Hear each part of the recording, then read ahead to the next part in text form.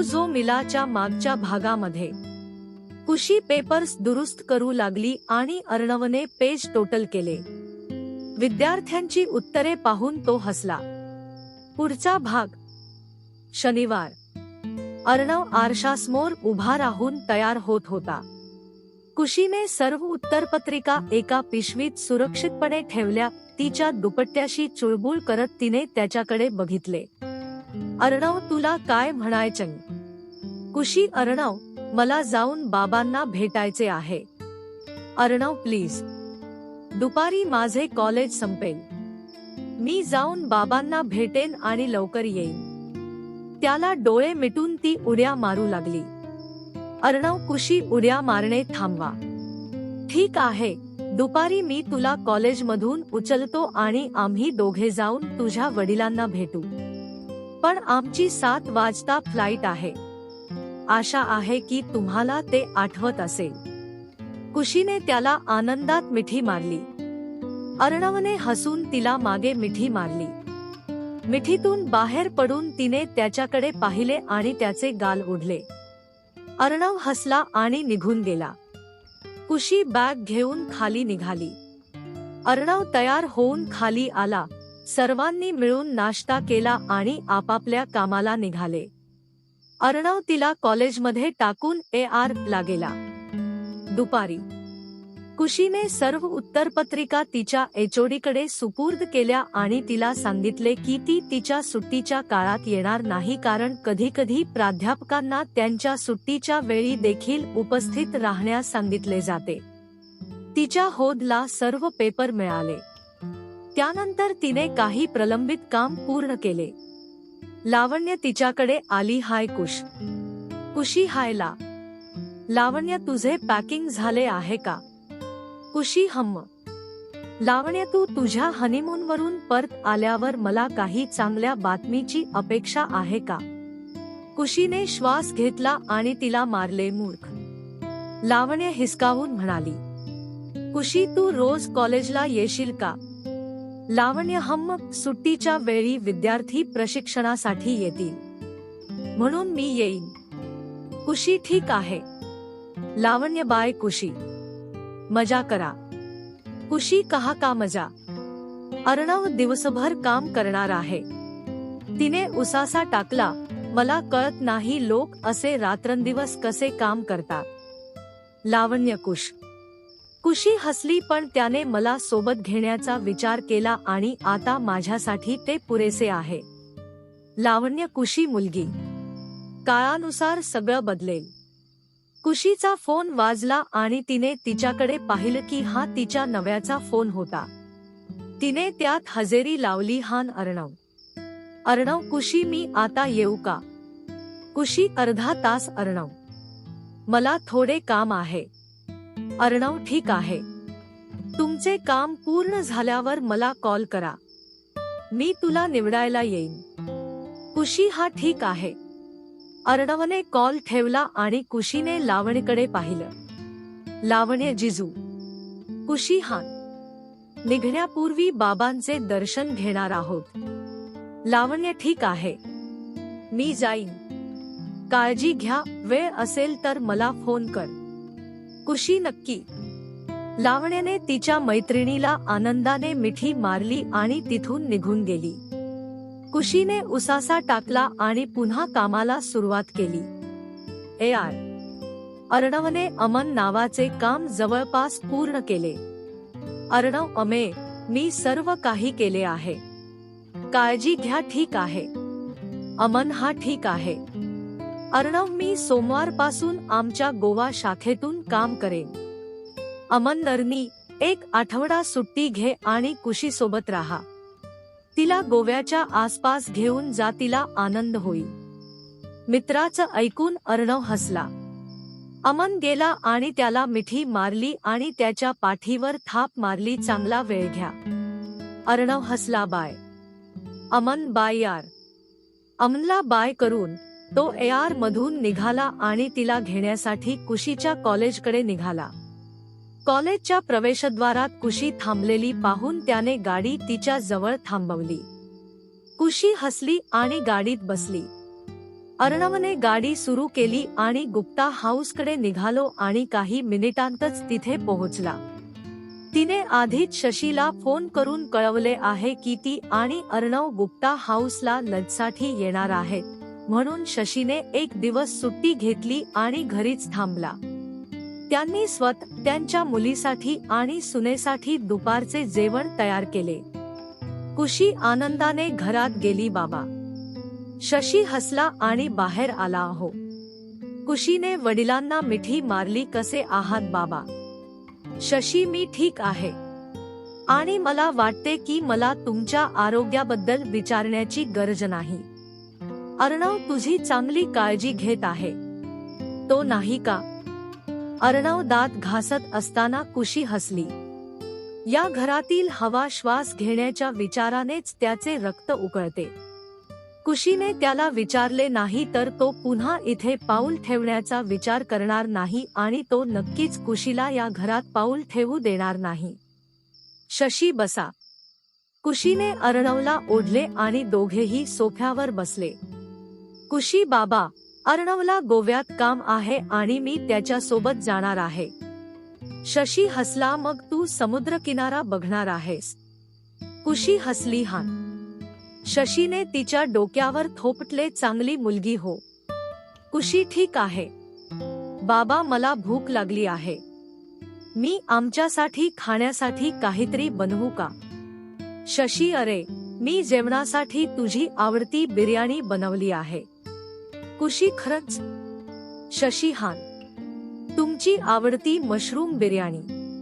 कुशी हसली. खूप खूप धन्यवाद. शशी, चलो. कुशी उभी राहिलीये. अर्णव. तिने त्याचे हात धरले आणि त्याला ओढले. तिला डायनिंगवर बसवून शशीने तिची आणि अर्णवला सर्व्ह केली. शशी, कसा आहे? कुशी, अप्रतिम. चान्सलेस बाबा. तुम्ही पण बसा ना जेवा. शशी तिच्या डोक्याला हात लावून हस्त तिच्या शेजारी बसली. कुशी, घर इतके गप्प का आहे? इतर कुठे आहे?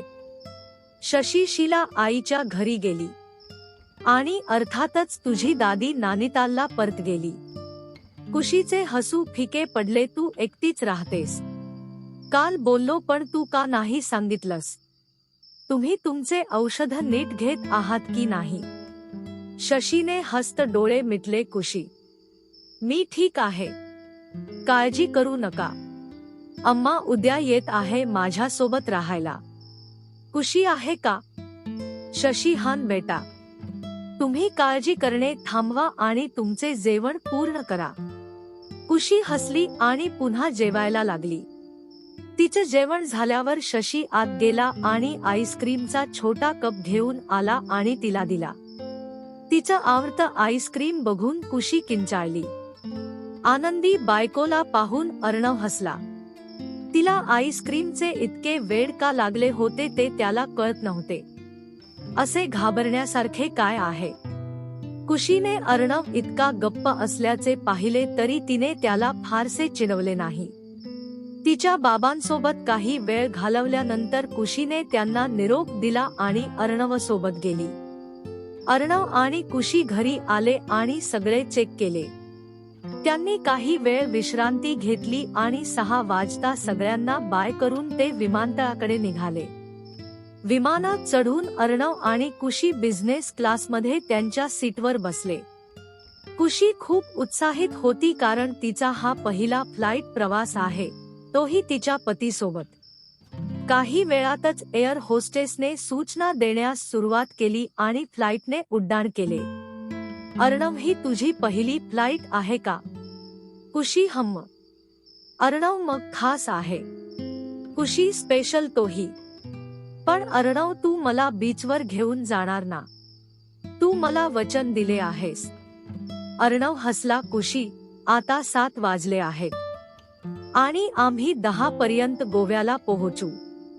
त्यानंतर आम्हाला घरी पोहोचायला अजून 1 तास लागेल.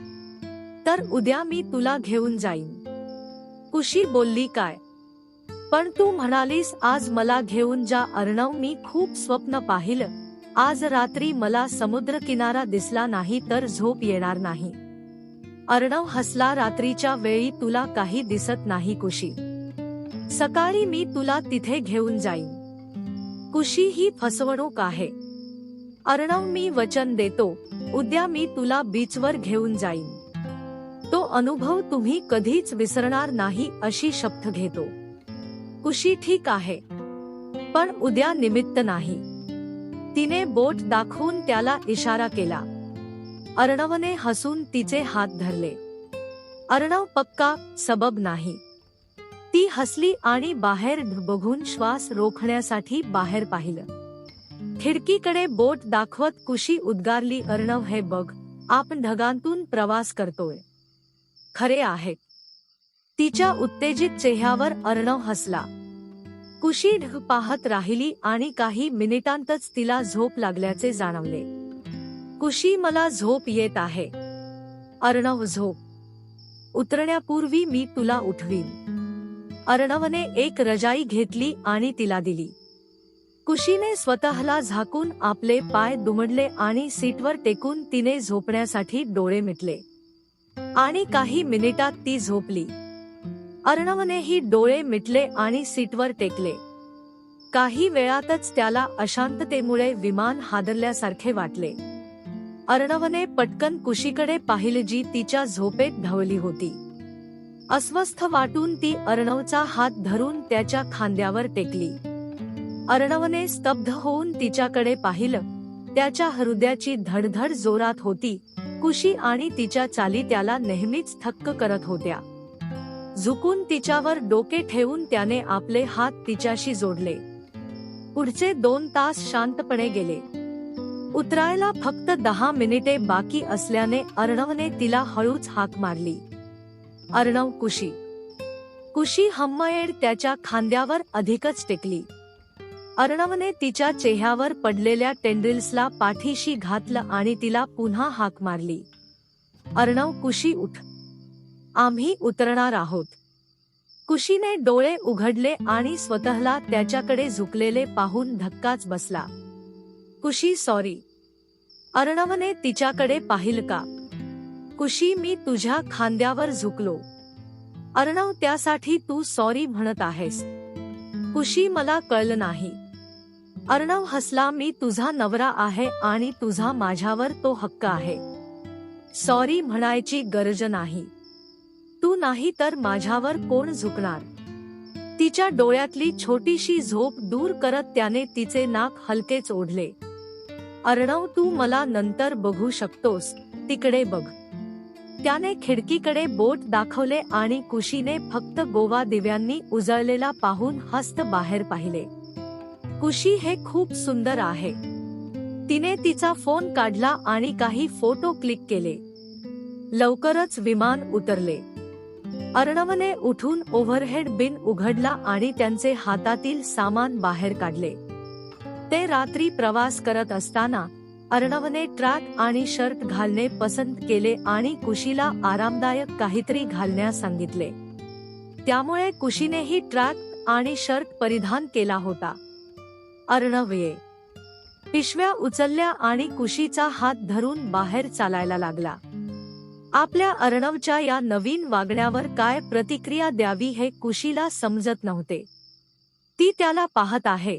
तो मुंबईहून परत आल्यापासून तिला फरक स्पष्टपणे जाणवत होता. पण काय ते कळू शकले नाही. कारण मुंबईला जाण्याआधीही तो तिच्याशी मवाळ आणि चांगला वागला होता. लगेच बेल्टजवळ उभे राहून त्याने त्यांचे सामान गोळा केले. काही वेळातच एक चांगला बांधलेला माचो त्यांच्या जवळ आला आणि त्याने अर्णवशी हस्तांदोलन केले. ते अर्णवचे गोवा शाखेचे व्यवस्थापक होते. मॅनेजर, स्वागत. स्वागत मॅम. तुमच्या लग्नाबद्दल अभिनंदन. अर्णवने छोटीशी होकार दिली तर कुशी त्याच्याकडे पाहून हसली. व्यवस्थापक, बाहेर मीडिया आहे. अर्णव भुसभुशीत झाला. यावेळी पण? मॅनेजर, त्यांना तुमच्या आगमनाची माहिती नव्हती. केंद्रीय मंत्री पुढच्या फ्लाईटने बाहेर पडत आहेत. ते त्याच्यासाठी येथे आहेत. अर्णव, अरे. त्याने अर्णव आणि कुशीला मुखवटा दिला. मॅनेजर, हे घाल. अर्णव आणि कुशीने त्यांचे मुखवटे घातले.